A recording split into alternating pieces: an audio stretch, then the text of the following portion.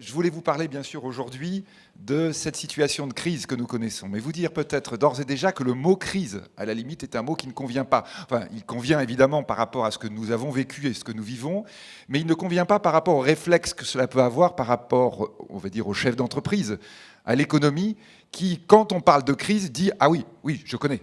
Oui, il y a 12 ans, nous étions en crise, une crise a commencé, je sais comment ça s'est passé, il y a 20 ans, il y a 30 ans, oui, les crises, je connais. Non, nous ne connaissons pas la situation qui est en train de se produire aujourd'hui. Parce que cette crise-là, certes, a une traduction économique, mais n'est pas une crise économique à la base.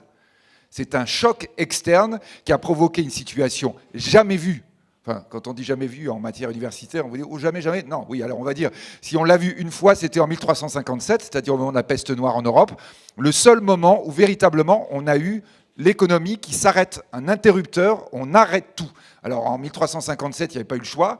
Là, c'est les gouvernements du monde entier qui ont dit « nous appuyons sur l'interrupteur ». Et quand on est industriel, d'ailleurs, on sait qu'arrêter une chaîne, c'est quelque chose de très dangereux, qu'il vaut mieux la laisser fonctionner au ralenti. Là, on a pris le risque, on a arrêté purement et simplement. Donc ça veut dire quoi? Ça veut dire que nous n'avons aucun repère, aucune expérience. Et que tous, autant que nous sommes en train de découvrir une situation au fur et à mesure que les événements se produisent. Je crois que c'est vraiment très très important à avoir à l'esprit, y compris, bien entendu, lorsque l'on est chef d'entreprise, responsable. On doit surtout se dire que les réflexes traditionnels, je vais faire comme j'avais fait il y a telle période, on va essayer d'utiliser notre expérience. Attention, c'est très dangereux, parce que par définition, cette fois-ci, on est obligé d'inventer. Ce qui est sûr, effectivement, c'est qu'on est dans la plus grande récession que l'on ait jamais connue. On n'a jamais connu une récession pareille. Souvent, on a le président américain. Là, depuis cette semaine, on va dire la fin de la semaine dernière, on est en train de regarder et d'aménager. On est en train de dire, en fait, la récession va être moins forte qu'on pensait. On est d'accord, on va être moins 9, moins 10. C'est toujours quelque chose qu'on n'a jamais connu. Jamais connu de mémoire de personnes vivantes, de statisticiens. Nous n'avons connu ça dans l'économie mondiale ou dans l'économie française. Mais néanmoins, on a quand même gagné peut-être moins 3, moins 4%. Alors toujours pareil, quand vous êtes sur moins 14, vous dites oui, ça change vraiment. Bah si, quand même. Ça veut dire que la situation est beaucoup moins pire qu'on le pensait, même si elle est effectivement incroyablement négative. De la même façon, on est en train de dire la phase 3, c'est-à-dire la phase où on va commencer à redémarrer, et surtout la phase 4, où nous allons avoir la reprise. Donc le redémarrage phase 3, redémarrage sans béquille, c'est celle qui commence maintenant. On voit qu'un certain nombre d'activités peuvent repartir sans avoir de prêts garantis par l'État, sans avoir d'apport de liquidité. Certains secteurs sont toujours en phase 2, avec les béquilles très fortes. On pense évidemment à l'aéronautique. On peut penser au tourisme en région parisienne, on peut penser à la culture, par exemple. Les théâtres, aujourd'hui, sont toujours avec de très grosses béquilles, sinon ça s'effondre. Ces secteurs que je viens d'évoquer se posent la question, est-ce qu'on va arriver à passer en phase 3, c'est-à-dire à fonctionner sans béquilles?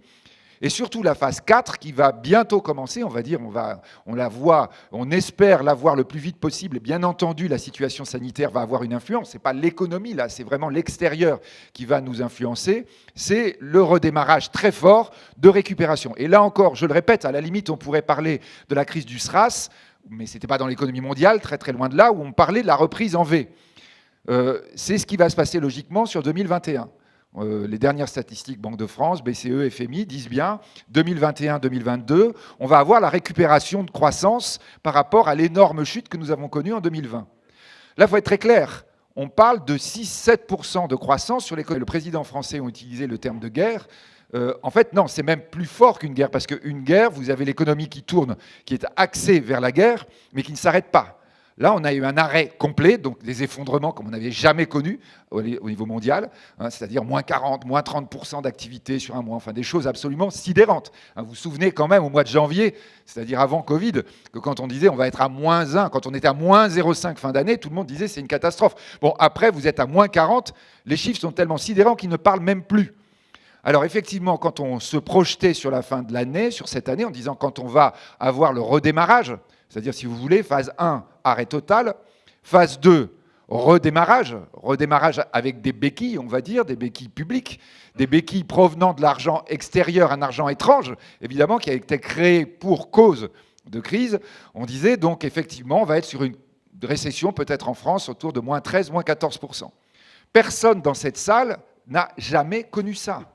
Là aussi, on va avoir quelque chose que l'on n'a jamais rencontré jusqu'à maintenant. La question n'est pas de ne pas y croire, parce que souvent on dit « Ah oui, non mais vraiment, vous y croyez ?» Mais non, vraiment, on est en train de voir tous les indices montrant que quand ça redémarre, quand on a on va dire, des secteurs qui sont déjà dans la phase 4, la phase de reprise, effectivement, ça reprend, mais très très fort. On a d'ailleurs aussi une sorte de laboratoire pour l'économie mondiale qui est l'économie chinoise. L'économie chinoise a été exactement comme nous touchée, mais avant. Ils ont connu exactement la même phase 2, plus compliquée qu'ils avaient pensé au départ, comme nous, avec les mêmes problèmes dans les mêmes secteurs. La phase 3 a été compliquée aussi parce qu'effectivement, c'est le moment où là, on enlève les béquilles et où ça devient compliqué. Et ils sont déjà dans un certain nombre de secteurs en phase 4 avec des chiffres de croissance absolument remarquables. Quand je vous dis que ce sont des chiffres de croissance remarquables, je dis bien remarquables, c'est-à-dire c'est à remarquer, mais ce n'est pas forcément que de la bonne nouvelle.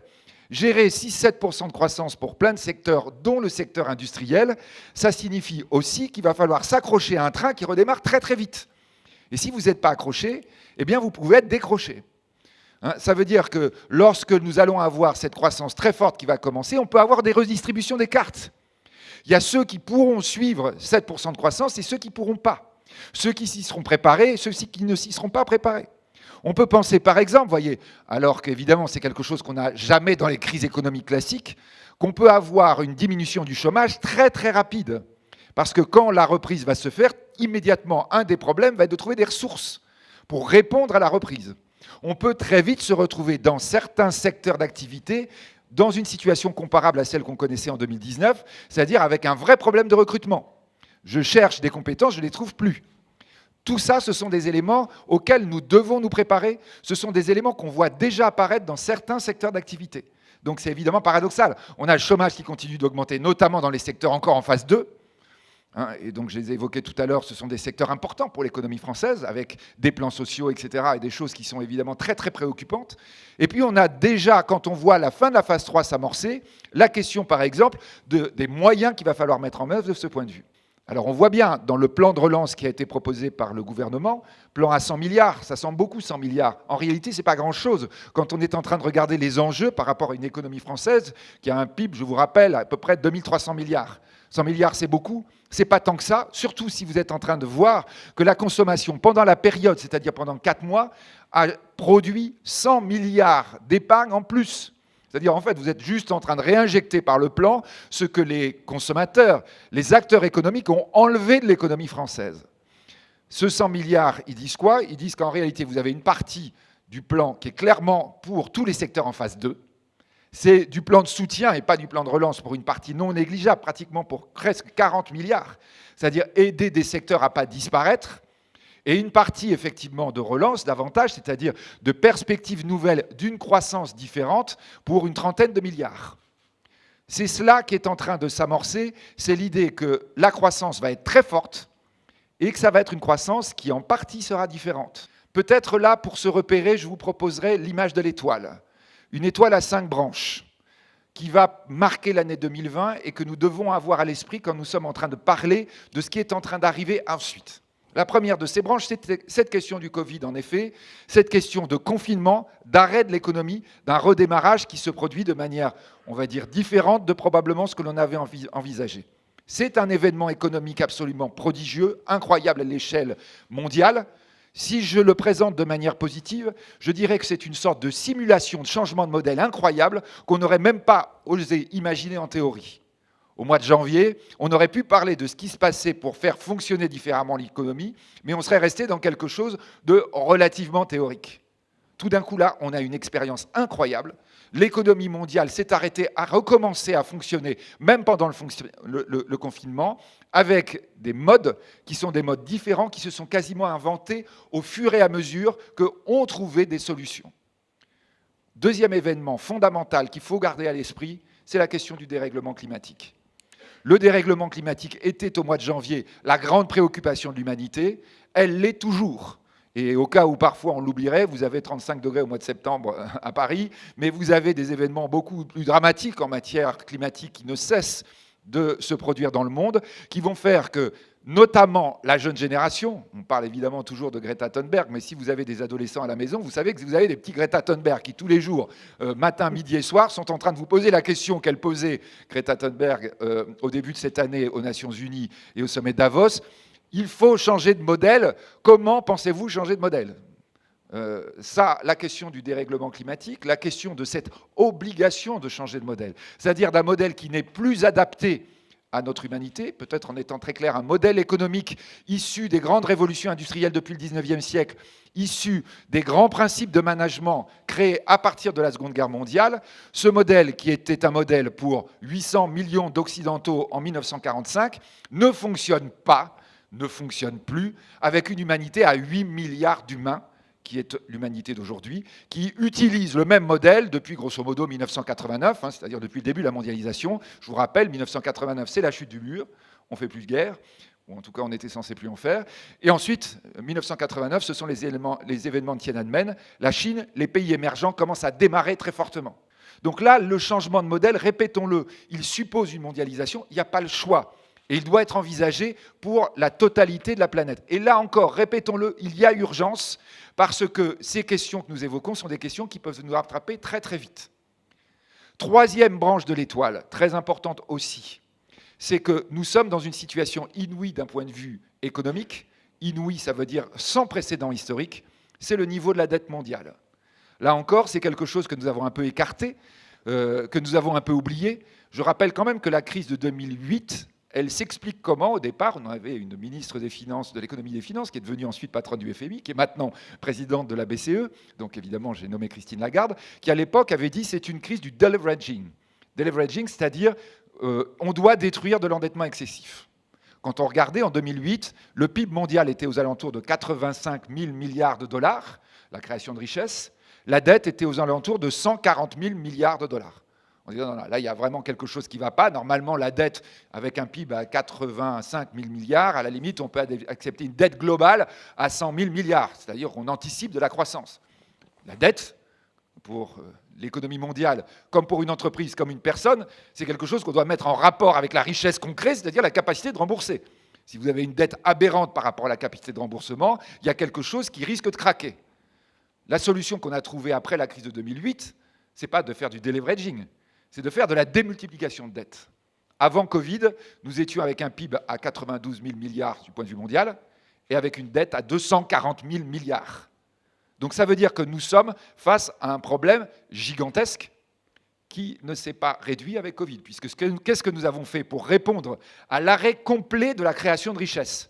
On arrête complètement de créer du PIB. Qu'est-ce qu'on a fait ? Eh bien, on a créé des tombereaux de dettes. C'est-à-dire, là, quand vous êtes en train de réfléchir à la situation d'avant et aux mesures qui ont été prises, alors on va dire qu'il n'y avait pas le choix. Il fallait injecter de la liquidité parce que de toute façon, la liquidité manquait tellement qu'on risquait d'avoir un effondrement de l'économie. À la limite, on peut dire oui, c'était la solution. C'était une solution qu'on aurait parfaitement pu absorber si on était dans une situation normale. 95 000 milliards de PIB, 110 000 milliards de dettes, vous rajoutez 10 000 milliards, c'est à peu près ce qu'on a fait pour le moment du point de vue du Covid, vous dites, bon, c'est pas un problème, on va l'absorber. Quand vous étiez dans une situation tendue, ça veut dire qu'effectivement, la situation est encore plus tendue. Très, très concrètement, ça veut dire quoi, ça ? Parce qu'on dit ça, au moins, c'est pas artificiel. Ça, au moins, c'est quelque chose qui n'est pas fait du point de vue politique, qui est fait du point de vue objectif. L'or, il faut en trouver. Le Bitcoin, c'est l'algorithme.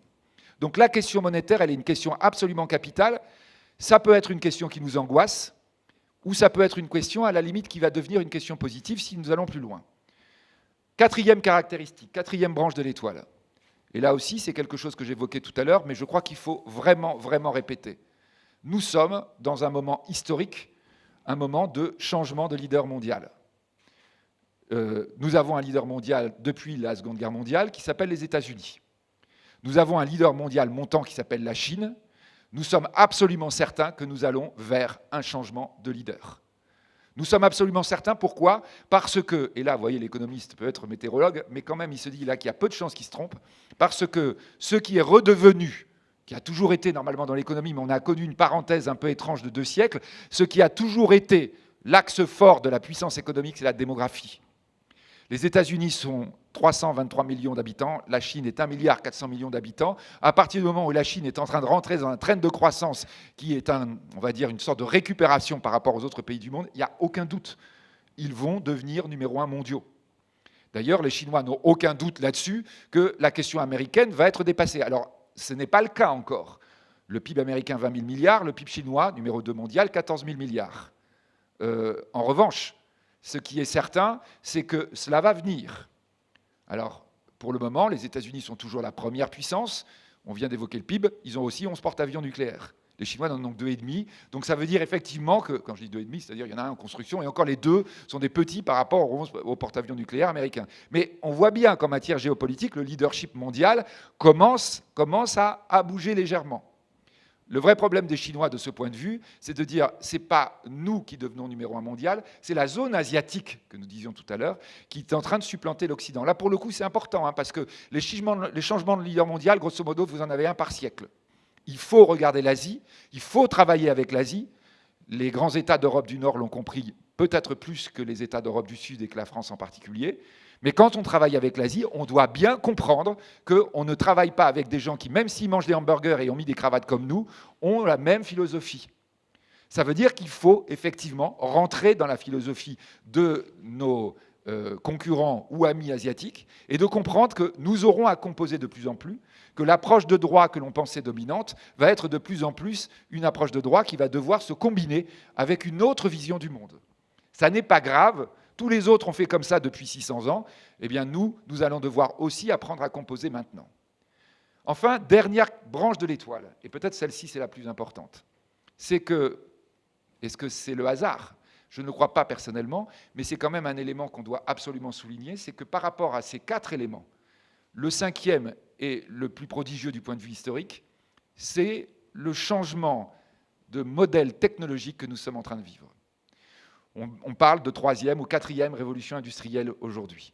En réalité, on est quelque chose de probablement encore plus profond. Et quand je vous dis encore plus profond, je pèse bien mes mots en tant qu'historien de l'économie. Je vous dis que ce que nous vivons est plus important que ce qui s'est passé à la fin du XVIIIe et au XIXe siècle, c'est-à-dire quand une économie qui était depuis des millénaires une économie fondée sur l'agriculture commence à devenir une économie industrielle. Je vous dis bien que c'est quelque chose de plus important que ce qui se passe à la fin du XIXe siècle et du XXe siècle, quand lorsque, avec le pétrole et l'électricité, on va rentrer dans une économie du mouvement. Quelque chose effectivement de complètement différent de ce que l'on connaissait jusque-là. Cette avancée de la science, c'est la maîtrise des big data. C'est la maîtrise des données massives par l'algorithmie. C'est ça qui est à la base de tous les changements que nous connaissons aujourd'hui. Alors vous avez eu la première marche, la première utilisation de cette mutation prodigieuse de la pensée, de son application du point de vue concret, qui s'appelle le digital et le numérique, qui a été pour beaucoup d'entreprises, y compris beaucoup des vôtres, on va dire un immense défi. Ce n'est qu'une première marche d'un escalier qui en compte 1000. Les applications du digital et des big data sont absolument incroyables. Et d'ailleurs, quand on a commencé à digérer la question du digital et du numérique, on a commencé à nous parler de la deuxième marche, qui est quand même pas mal, parce qu'elle commence à changer beaucoup de choses, qui est l'intelligence artificielle. On a une troisième marche, peut-être, là, faisons l'hypothèse, que ce soit autour de blockchain, quelque chose sur les transferts de données, etc., etc., etc., qui a des conséquences très très lourdes, nous, par exemple, en matière d'économie, en matière de monnaie. On est dans ces mutations qui ne cessent de s'accélérer, qui ne cessent de transformer complètement la vie des gens. Parce que c'est ça, en fait, une grande rupture technologique. Ça transforme la vie des gens dans leur quotidien, dans leur mode de fonctionnement. Cette mutation a commencé, elle s'accélère. Et au fond, vous voyez, quand on est en train de regarder cette simulation incroyable qu'ont été les 2 mois d'arrêt associés au confinement, qu'est-ce qu'on voit? En fait, une accélération de la mutation technologique. Un peu, vous voyez, si je revenais sur quelque chose qu'on a connu dans le passé, quand on avait les chevaux, et on voyait arriver l'automobile. C'est pas longtemps, hein, c'est le début du XXe siècle. Moi, j'ai un papa qui était né en 1913, il me racontait ça, il se souvenait de ça. Il se souvenait de ce moment où on n'y croyait pas. Ou d'ailleurs, lui, il était gamin, il était fou de l'automobile. Mais où tous les gens autour de lui disaient « Non, mais attends, il y a eu des chevaux depuis des millions d'années, les chevaux vont toujours être là. Bien sûr qu'il y aura cette nouvelle technique qui va arriver, mais enfin, quand même, quoi, les chevaux. » En 1900, vous avez dans la région parisienne environ 1 million de chevaux. En 1930, vous en avez 4000. En 1900, vous avez des tas de gens qui ne croient pas qu'il y aura une accélération du progrès. Lorsque nous sommes en train de parler des mutations qui sont en train de se produire, au mois de janvier, vous avez plein de gens qui vous disaient « Oui, bien sûr, en théorie, il va y avoir des changements associés à tout ce que vous nous racontez, l'intelligence artificielle, machin, etc. Mais ça prendra des années. » Et là, tout d'un coup, on a une accélération du temps. Là, bien sûr, quand on est en train de réfléchir du point de vue concret, on voit bien que l'accélération du temps, elle se fait autour de quoi? Autour de la question du mouvement, de tout ce qui est l'héritage des révolutions industrielles précédentes et du modèle économique qui a été constitué après la Seconde Guerre mondiale. On voit bien que là, il y a quelque chose d'important. Pourquoi? Parce que c'est quelque chose qui, tout d'un coup, peut se mettre en œuvre. En clair, on va mettre des mots qui, tout d'un coup, vont faire sursauter. Télétravail. Mais surtout, vous avez aussi des éléments qui apparaissent comme un début de solution à une de mes branches de l'étoile non négligeable, c'est-à-dire le dérèglement climatique. Ce n'est pas du tout justement ce qui est la logique européenne jusqu'à maintenant. Regardez dans le rétroviseur, s'intéresser aux entreprises anciennes, dire je dois consolider une entreprise à 50 milliards de capitalisation boursière. Je rappelle, Renault vaut 4 milliards. 2000 milliards pour Amazon. Je rappelle, Tesla vaut 200 milliards, il fabrique 195 000 voitures par an. Volkswagen, 11 millions de voitures par an, 70 milliards. On va dire, ah, mais ces gens sont fous, c'est financier. Non, non, c'est peut-être toi qui es juste en train de regarder ton rétroviseur et qui ne regarde que la façon de faire d'avant et qui n'essaie pas de regarder comment les choses sont en train d'arriver après. Donc là, effectivement, lorsque nous sommes Européens, nous ne devons pas nous dire qu'il est trop tard. Nous devons nous dire que maintenant, en réalité, la course commence. Qu'est-ce que nous raconte quelqu'un comme Jeff Bezos, patron d'Amazon, ou de Mark Zuckerberg, patron de Facebook? Il nous dit « mon entreprise va mourir ». Comment faire pour que les investissements, que le financement européen, et quand on parle du financement européen, c'est évidemment les réserves d'épargne gigantesques que peut avoir l'Europe, se dirigent vers vos entreprises, vers notre économie, pour inventer le monde de demain. Cela, ça suppose sans doute qu'on n'est pas qu'un raisonnement monétaire, on sait de plus en plus que les données extra-financières deviennent primordiales dans l'investissement. Ça signifie qu'on rentre peut-être dans un univers nouveau que nous, en finance, on appelle l'univers des indicateurs d'impact, c'est-à-dire des choses réelles qui ne sont pas encore chiffrées d'un point de vue monétaire. C'est typiquement ce qui se passe quand vous êtes en révolution industrielle. On l'a connu plusieurs fois dans le passé. On est dans cette accélération-là, le grand défi pour toute l'économie, en particulier pour cette industrie tellement importante dans l'économie française qu'on a massacrée de manière la plupart du temps complètement, on va dire, avec une légèreté incroyable, sans voir véritablement, en disant, vous voyez, il ne faut plus faire de sidérurgie, juste nos voisins, ils continuent. Comment ça se fait, quoi? Il y a quand même un problème quelque part. Donc notre industrie doit relever ce défi-là